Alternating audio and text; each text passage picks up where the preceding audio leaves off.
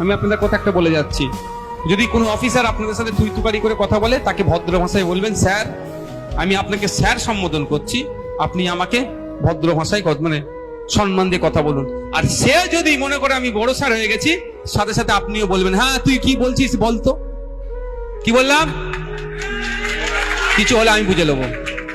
আপনার আমার ট্যাক্সের টাকায় ওই সাহেবের মাইনে চলছে, এটা মাথায় রাখবেন।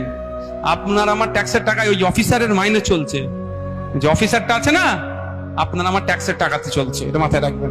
যাক, ফিরে আসি এই জায়গায়, টাইমও স্বল্প আছে, বেশি টাইম নাই, এনার্জি কারো লস হচ্ছে না তো ভাই। তো আপনি গিয়ে বললেন, সাহেব আমি এ করবো, অফ করবো। আপনার মুখের দিকে তাকিয়ে বলে, ধুর বেটা, ঠিক করে নামাজ পড়ো না তুমি, তুমি ঠিক করে মুসলমানই হতে পারো না, ইসলামের মধ্যে নেই, তুমি কি অফ করবে? কারণ প্র্যাকটিসিং ইসলাম বলেছে। কেন আমি তো 5 ওয়াক্ত নামাজ পড়ি।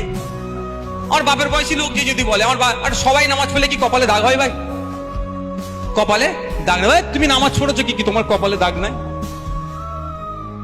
বাড়ি চলে যাও, তুমি ঘোড়ার ডিম। কি করবে এখন? কোথায় মামলা করবে? কোনো গাল রাখার জায়গা রেখেছে? রাখেনি তো, তাহলে আপনি অফ করতে পারবেন না।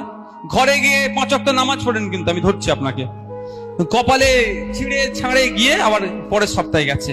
সবার কথা বাদ দিলাম, ইমাম সাহেব গেছেন। আমি আপনি একটু ফাঁকিবাজি করি, কিন্তু ফাঁকিবাজি করা উচিত না। যারা